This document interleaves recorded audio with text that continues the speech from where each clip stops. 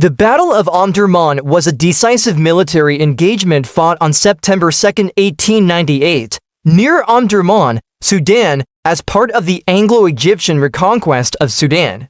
It pitted a British-Egyptian force of about 25,800 men, led by Major General Horatio Kitchener, against a much larger Sudanese army of 35,000 to 52,000 troops loyal to the Mahdist state under Khalifa Abd al, known as the Ansar, had been pushed out of northern Sudan into central and southern Sudan, where the British advanced south from the Egyptian border.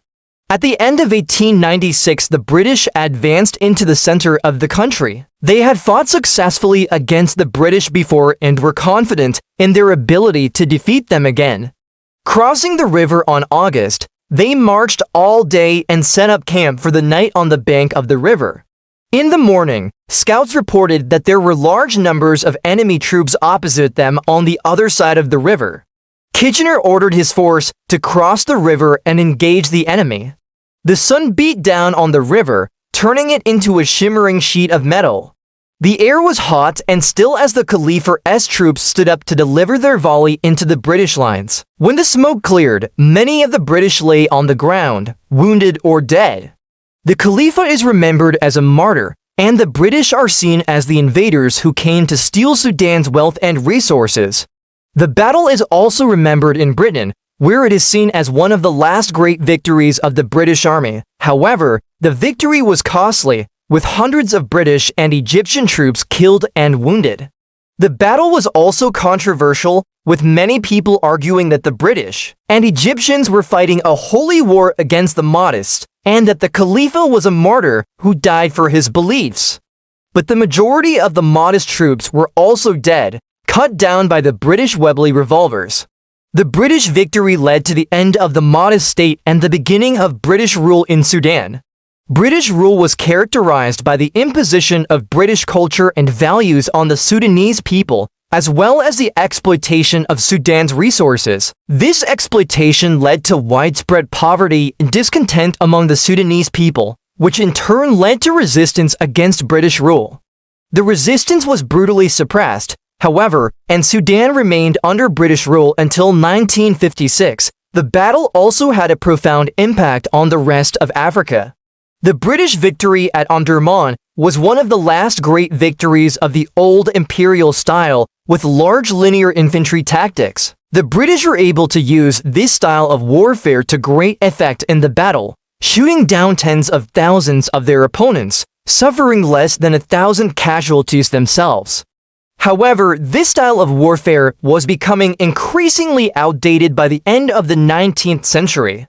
The battle was one of the last times it was used with great effect. For several minutes, nothing happened. Both sides were regrouping, readying themselves for another attack. Then the British and Egyptian troops rose and charged across the open ground towards the Mahdist positions. As they ran, they fired their Webley revolvers, adding to the deadly hail of bullets already tearing into the Mahdist ranks. Those Mahdists who survived the initial volley and the charge fell victim to the expanding bullets fired at point-blank range by the British and Egyptian troops. Others who survived threw down their weapons and fled, running for the hills, stumbling over the corpses of their comrades. The crossing began on August. By the afternoon, Kitchener's force was deployed on the banks of the river, facing the Khalifa's army. The Khalifa's army was routed, and Kitchener's troops pursued them for miles, shooting down all who tried to flee. The British victory at Omdurman led to the Khalifa's army being pushed northwards, where they were defeated again at the Battle of Khartoum on November. With the Khalifa's army defeated, Kitchener marched on Omdurman, where he took the town and executed the Khalifa's emirs, Abd al-Latif and Abd al-Razak. The Khalifa himself was captured and executed in March 1899. Many of the Mahdists who fled the field were killed by the British and Egyptian troops, while others drowned in the river as they tried to escape.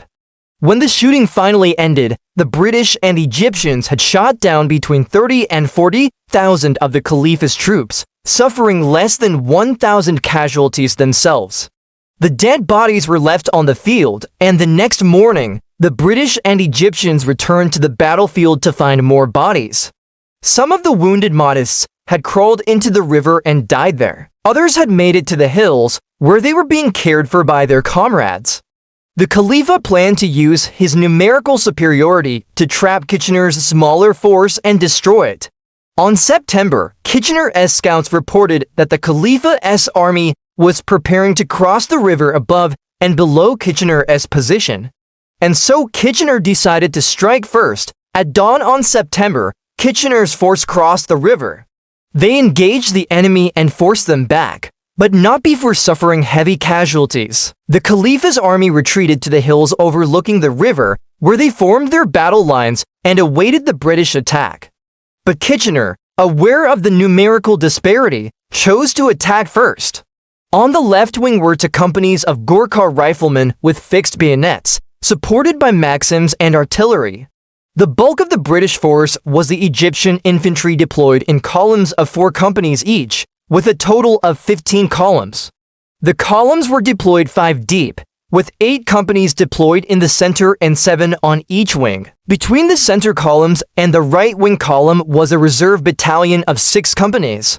Facing them were the 2 wings of the Khalifa's army, consisting of 8 columns of 8 companies each. The British outnumbered the Khalifa's troops, but they were outgunned. The Mahdists had more rifles than the Egyptians, who mostly had older muzzle-loading rifles, while the British mostly had the new smokeless powder Webley revolver, which fired bullets that expanded inside the body, causing massive damage. They also had newer machine guns and better artillery. His plan was to prevent the Khalifa's army from forming battle lines, and then to overwhelm them with superior firepower. But were defeated at the Battle of Omdurman in 1897 by a large Ansar army led by the Khalifa's 2 emirs or viceroys Abd al-Latif and Abd al-Razak.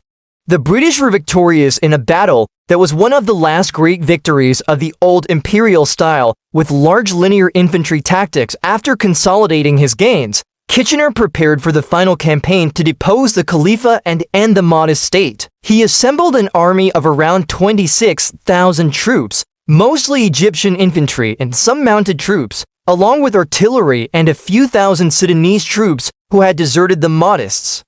This force was composed of British officers and men, Egyptian soldiers and officers, and black soldiers from British colonies in Africa south of the Sahara. The Sudanese were organized into battalions with British officers commanding each battalion.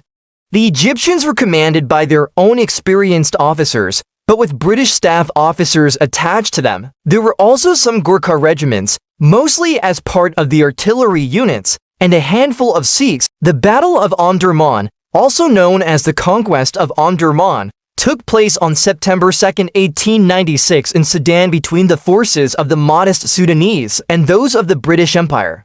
The battle ended in an overwhelming victory for the British, who destroyed the Sudanese army and captured the city of Omdurman.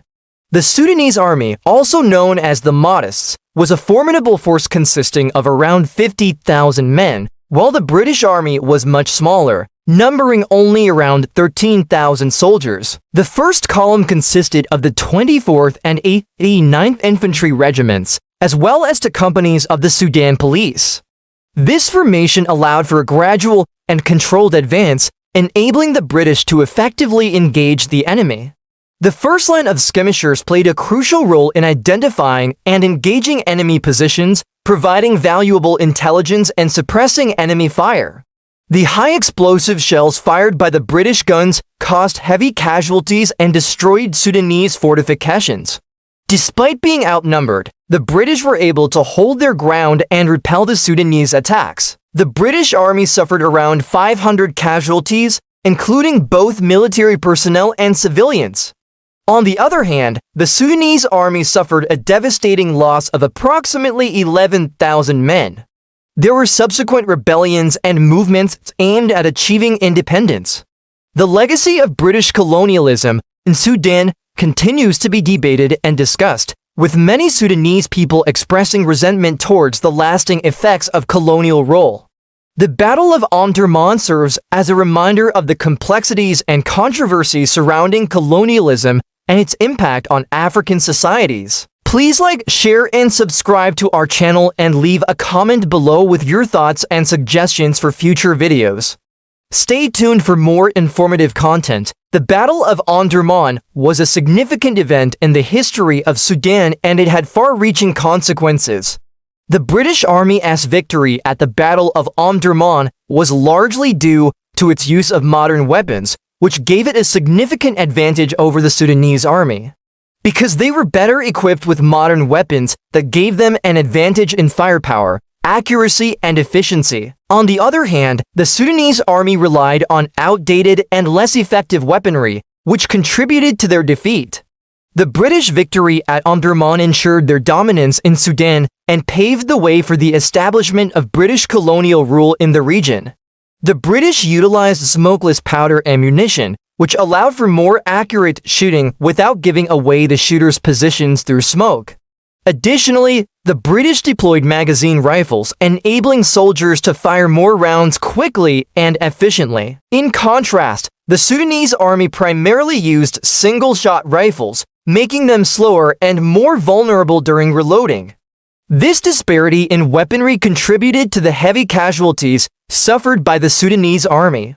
Furthermore, the British use of light artillery pieces, such as the Hotchkiss gun, provided them with effective means to bombard Sudanese fortifications and cause significant damage.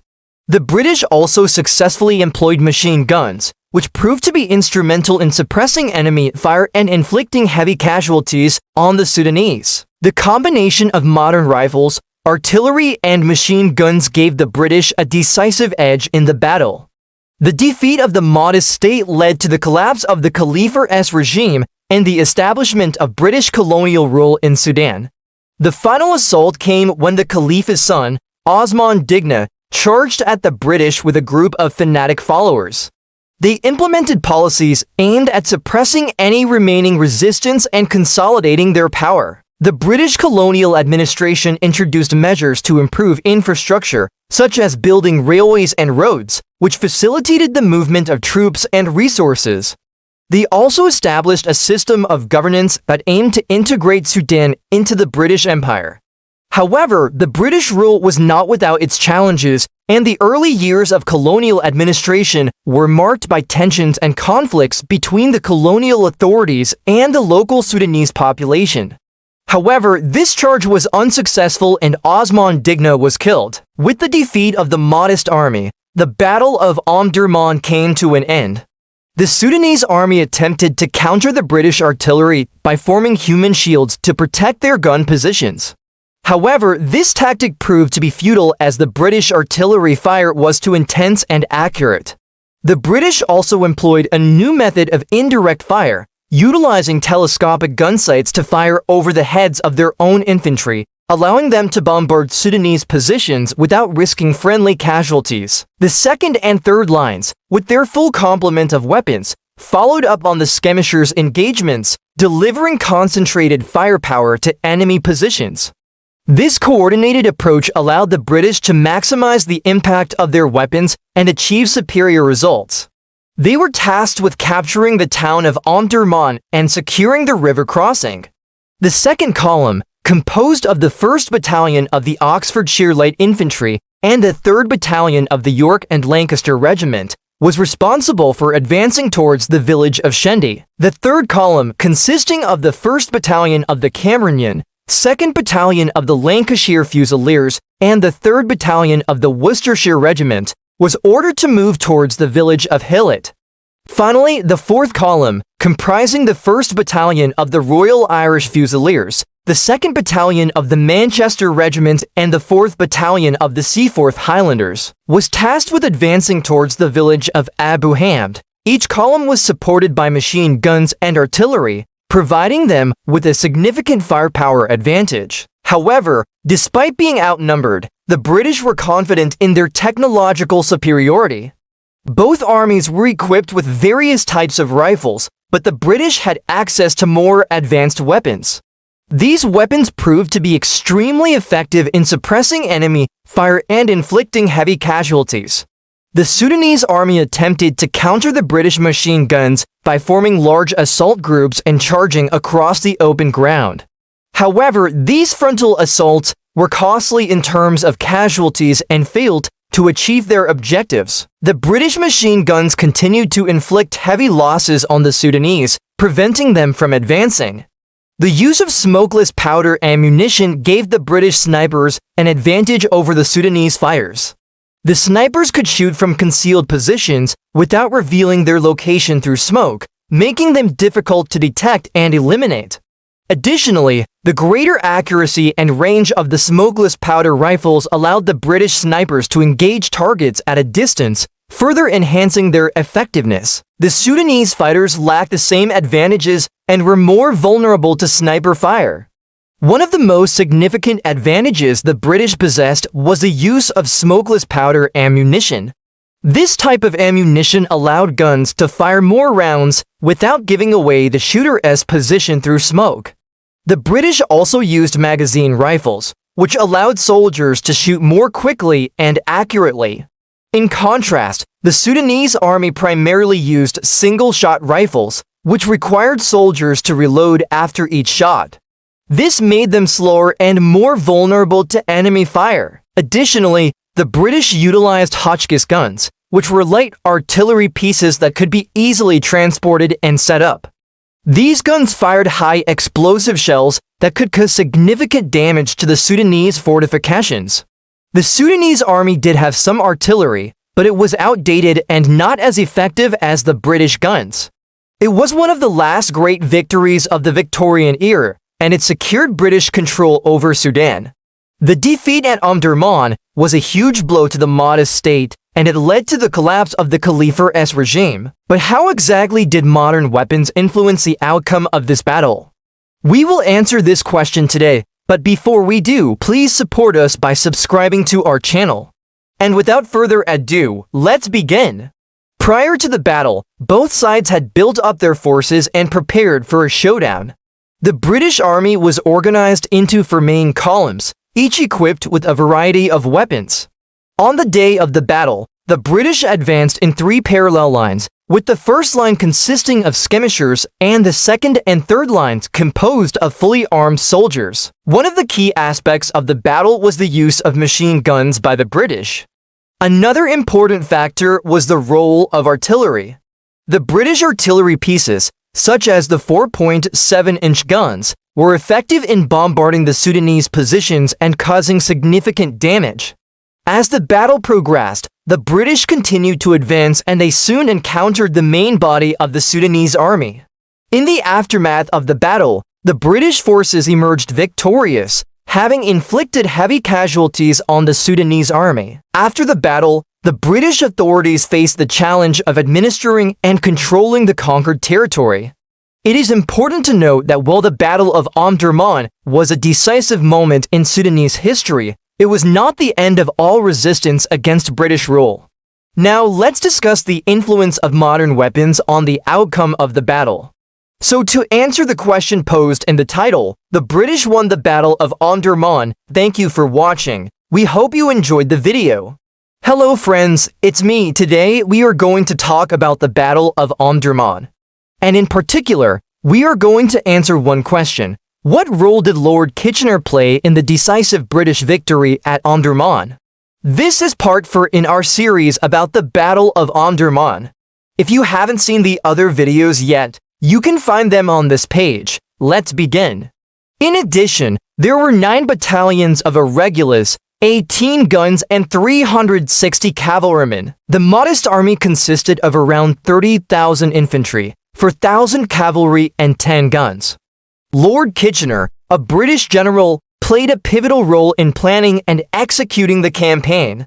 First, it showcased the use of new technologies such as machine guns and quick-firing artillery, which had a devastating impact on the Mahdist forces. The introduction of the Maxim gun, a water-cooled machine gun that allowed for sustained and accurate fire, proved particularly effective in repelling the Sudanese attacks. Well, it's fair to say that without him, the Anglo-Egyptian army would have stood little chance against the Mahdists.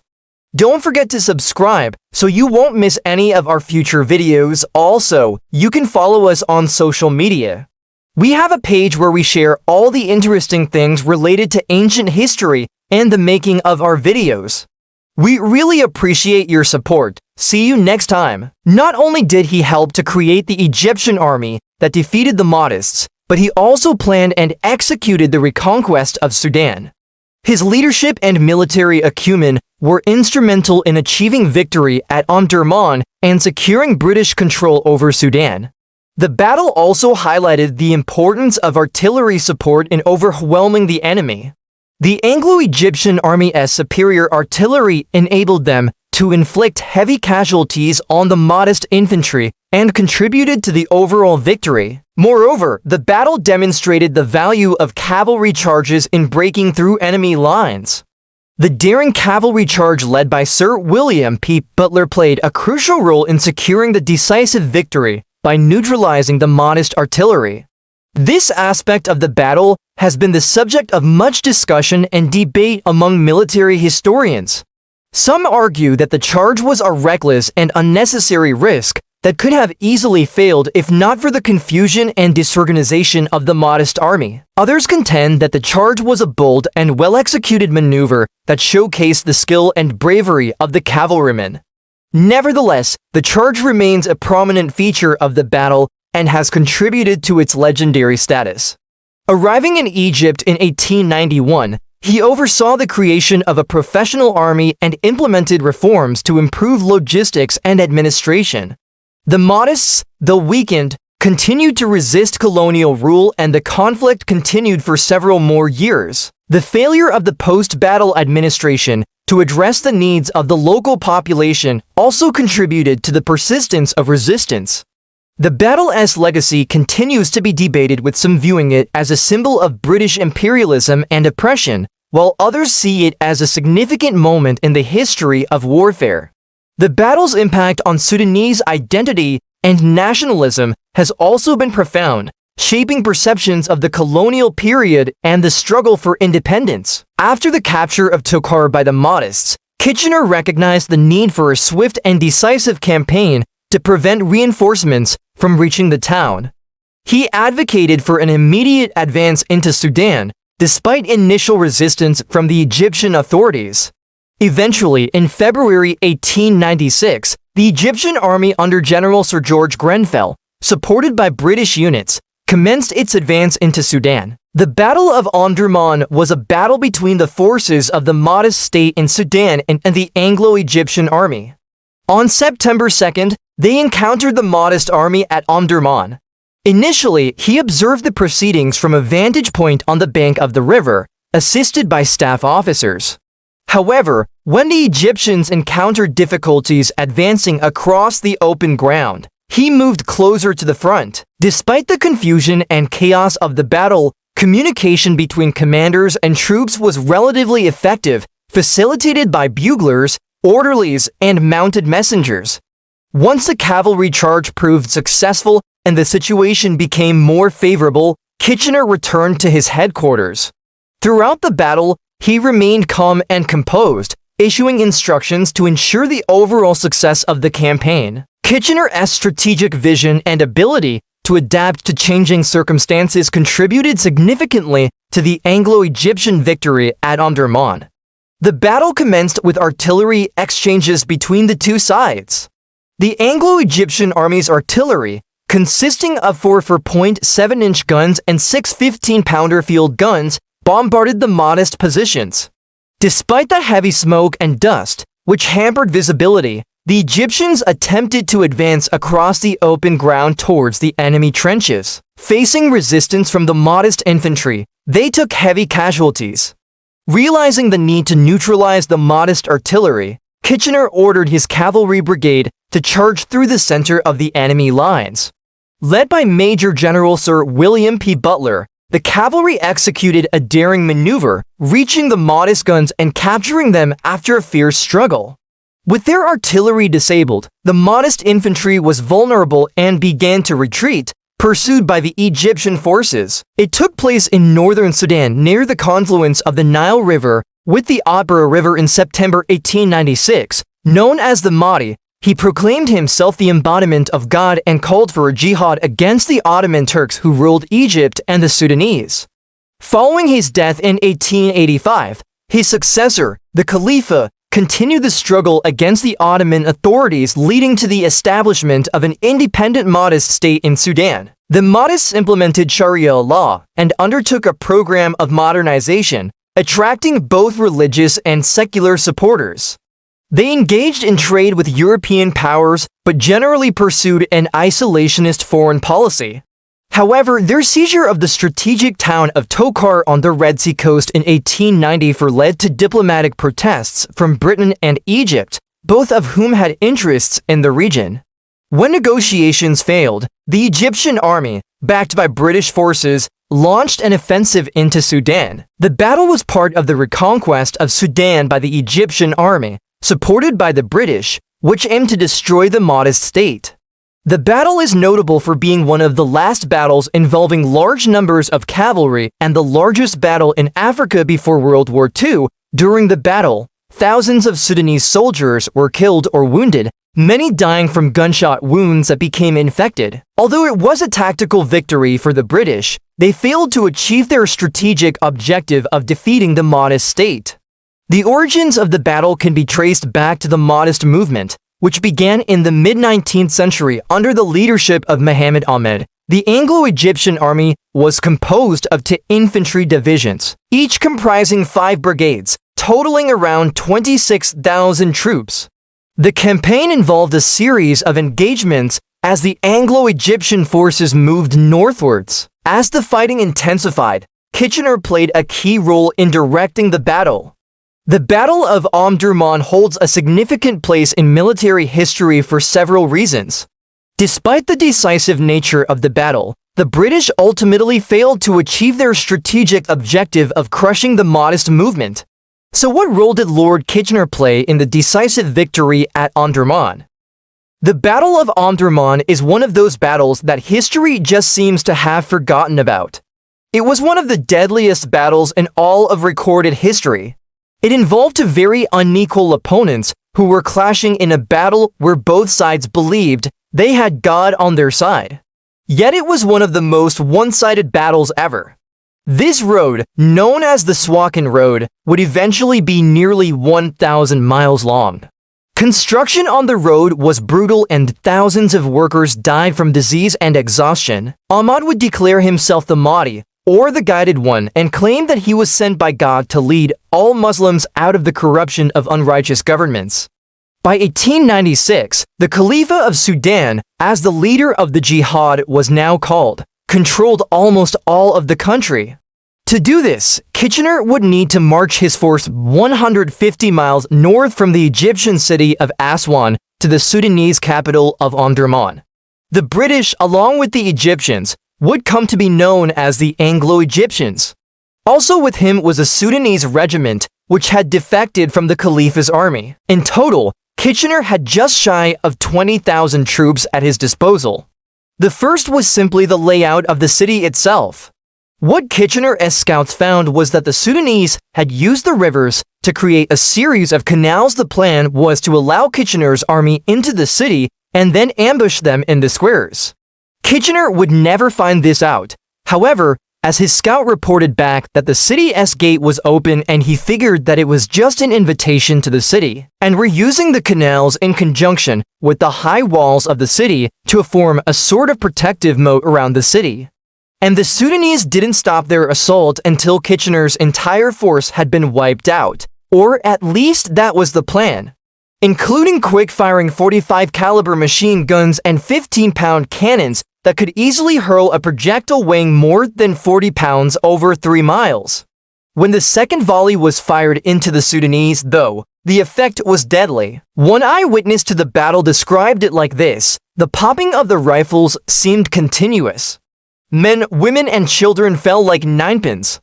Horses fell, stumbled, and bolted, throwing their riders on the ground, which was soon covered with corpses. Even worse for the Sudanese army, the soldiers of Kitchener's army knew how to use their weapons effectively.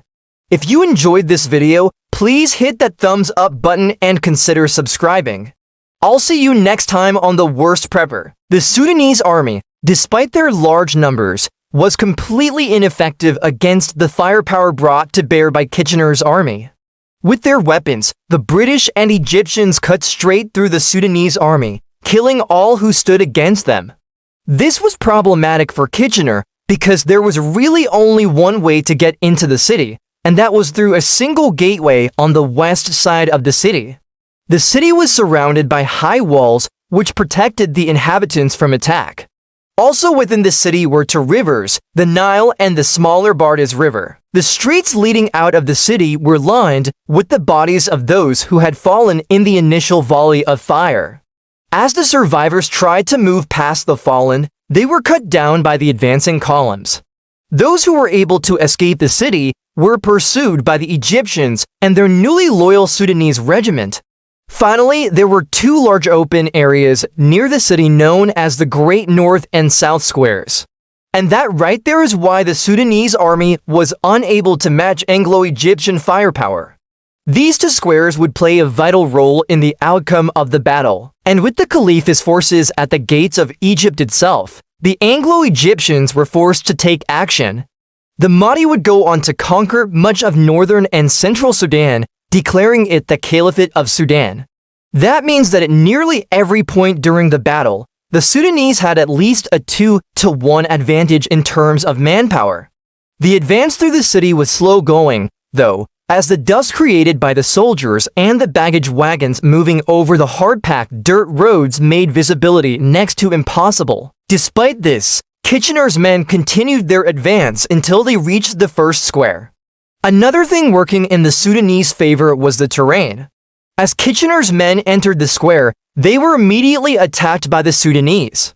At this point, the men of the Khalifa's army came from hiding and opened fire on the advancing columns. The result was absolute carnage. The Mahdi then attempted to push his armies south into what is now South Sudan, but they were defeated by the British colonial forces. The Egyptians hoped the road would help bring stability to the region, but it instead did just the opposite. The brutality of its construction turned many Sudanese people against the Egyptians. When the smoke cleared, some 25,000 Sudanese soldiers lay dead on the ground while less than 300 British and Egyptian soldiers had been killed. But why were the Sudanese able to put up such a fierce fight but ultimately lose so badly? He was given command of the army after having served as the Khalifa's personal secretary. So how did the Sudanese even stand a chance? Well, they had one major thing going for them: numbers. For much of its recent history, Sudan has been ruled by various military dictatorships. In the early 20th century, Sudan was still under the control of the Ottoman Empire. However, the Egyptians had seized control of Sudan in 1821. While there were times when the Egyptians would try and assert their dominance over the region, for the most part, they allowed local leaders to rule with very little interference. However, this policy of indirect control would change in the mid-19th century. In this episode of The Worst Prepper, I'm going to answer just that question. Sudan is a country in Northeast Africa. In 1874, Egypt began construction of a road connecting the Egyptian capital of Cairo to the newly captured Sudanese city of Khartoum. One man, a religious leader named Muhammad Ahmad, claimed that he was a prophet and began preaching a jihad against the Egyptians.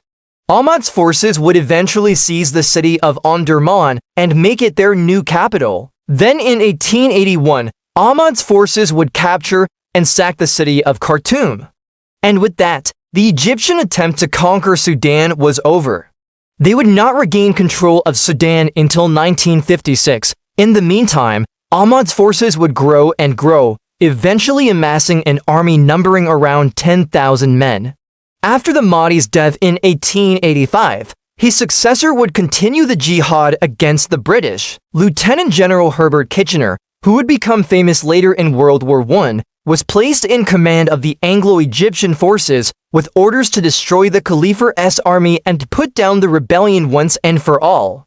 Kitchener's army consisted of a variety of units. There were some 350 British soldiers, 300 Egyptian soldiers, and 1,000 black African soldiers who were loyal to the Egyptian government.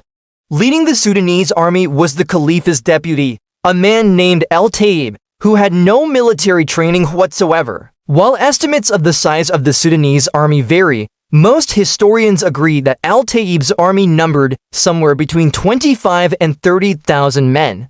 Omdurman took place in the middle of the Sudanese capital, and this gave the Sudanese army a few options that they could use to their advantage.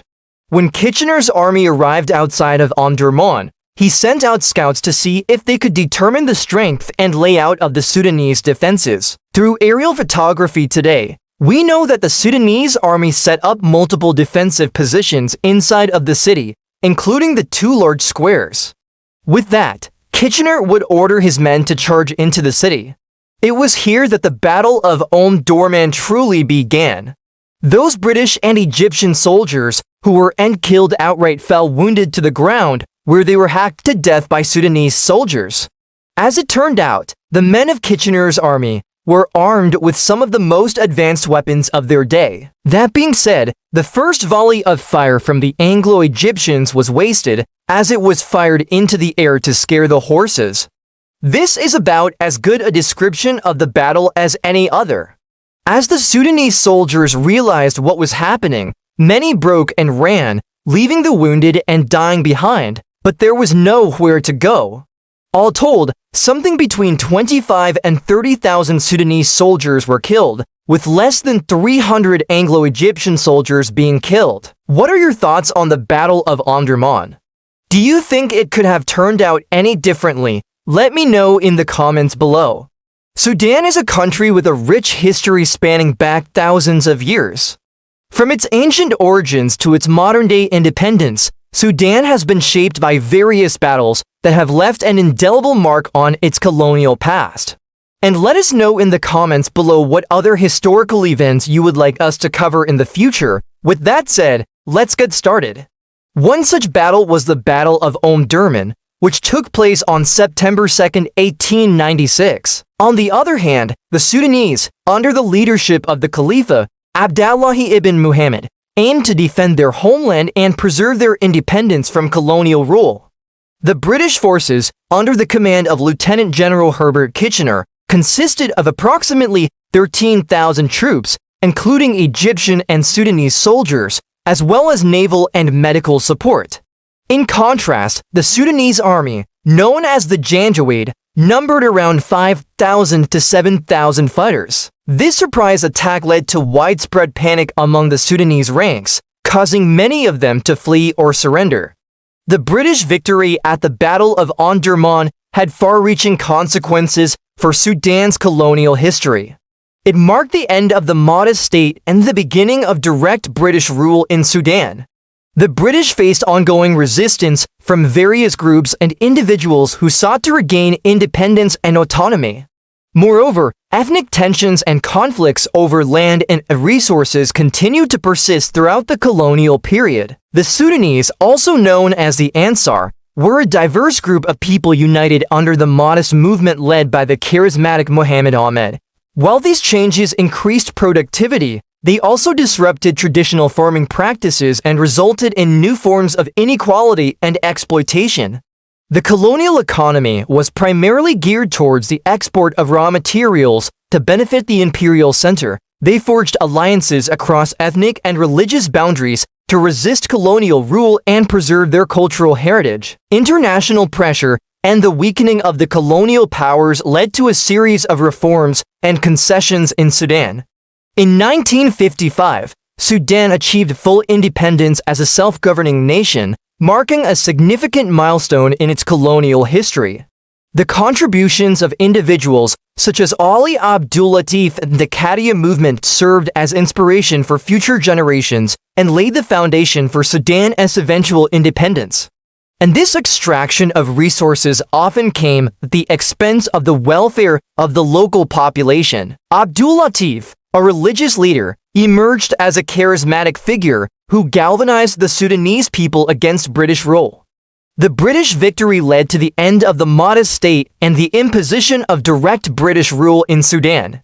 During the colonial period, Sudan faced numerous challenges, including resistance movements, ethnic conflicts, and the exploitation of its resources. We hope you enjoyed this episode. If so, please subscribe to our channel to stay updated on our latest episodes. Thanks for watching. See you next time. However, the Sudanese people demonstrated remarkable resilience in the face of adversity. Their struggle for independence and self-determination laid the foundation for Sudan's eventual independence in 1955. His movement, known as the Khatmiya, advocated for independence and inspired acts of defiance against the colonial authorities. It marked a turning point in the scramble for Africa and had lasting consequences for the continent's colonial history. Today, Sudan commemorates the Battle of Omdurman as a symbol of its struggle for independence and national identity. The event serves as a reminder of the sacrifices made by the Sudanese people and the importance of preserving their heritage. Although the revolt was eventually suppressed, it demonstrated the resilience of the Sudanese people in their pursuit of freedom and self-determination. By favoring certain groups over others, the colonial authorities exacerbated existing divisions and created new ones, leaving a legacy of ethnic and religious fragmentation that continues to affect Sudan even today. However, the British, with their superior firepower and military technology, gradually gained the upper hand. Sudan's remote regions were often difficult to access and control, which allowed rebel groups and smugglers to operate with relative impunity. The British authorities struggled to establish a strong security presence throughout the country, leading to ongoing instability and unrest. During the battle, the British artillery bombarded the Sudanese positions, causing significant casualties. They divided Sudan into two administrative units, Northern Sudan with its capital in Cairo, and Southern Sudan with its capital in Juba. These measures aim to ensure stability and prevent future rebellions. The Sudanese, armed with traditional weapons, such as spears and swords, were no match for the British rifles and machine guns. They focused on sectors such as agriculture, mining, and trade, which had a significant impact on the lives of the Sudanese people. The British also established educational institutions and infrastructure projects that were designed to serve the interests of the colonial state and the growing population of European settlers. Britain, in particular, sought to expand its colonial holdings in Africa and saw Sudan as a valuable target. Despite the presence of the Mahdist state, which posed a significant obstacle to colonization efforts, the British, along with their Egyptian allies, launched an invasion into Sudan in 1896. They rose up against the Ottoman Empire, which ruled over Sudan at the time. However, the Ottomans were unable to effectively govern the region due to the vast distances involved. As a result, they faced challenges in controlling the unruly tribes of Sudan and ensuring stability within their empire. This conflict between the Sudanese people and the British colonial forces led to a decisive victory for the British and had profound consequences for the future of Sudan. So let's talk about this today. Before we begin, be sure to check out our other videos on similar topics. The Battle of Omdurman, fought on September 2, 1896, was a pivotal moment in Sudan's colonial history. Meanwhile, European powers were eager to colonize Sudan for its strategic location, abundant natural resources, and potential economic benefits. The British objective was to capture the strategic town of Omdurman, which served as the capital of the Khalifa estate and was considered a key stronghold of the Mahdist movement. As the British advanced into Sudan, they encountered fierce resistance from the Sudanese people who were well-versed in guerrilla warfare tactics. Despite being outnumbered, the Sudanese put up a valiant fight, utilizing their knowledge of the terrain and employing hit-and-run strategies. One of the most intense moments of the battle occurred when the British cavalry charged into the heart of the Sudanese camp. In the aftermath of the battle, the British authorities implemented policies aimed at suppressing any remaining resistance and consolidating their control over the region. Furthermore, the British colonial administration introduced policies to exploit Sudan's resources and integrate it into the colonial economy. However, the colonial rule in Sudan was not without its challenges. One notable example of resistance during the colonial era was the revolt led by Ali Abdul Latif in the 1920s. Another significant challenge for the colonial administration was maintaining order and security in a vast and sparsely populated territory. Moreover, the introduction of modern agricultural techniques and cash crops had both positive and negative effects on the Sudanese people. Furthermore, the British policy of divide and rule contributed to the marginalization of certain ethnic and religious groups, which fueled tensions and conflicts. Despite the challenges and hardships faced during the colonial period, the Sudanese people demonstrated remarkable resilience and adaptability. After World War II, the momentum for decolonization grew rapidly. In conclusion, the Battle of Omdurman was a pivotal event in Sudan's colonial history. The battle's impact extended beyond Sudan's borders, shaping the political and economic landscape of Africa. What do you think? How much did the Battle of Omdurman change the course of Sudan's history? Let us know your thoughts in the comment section below.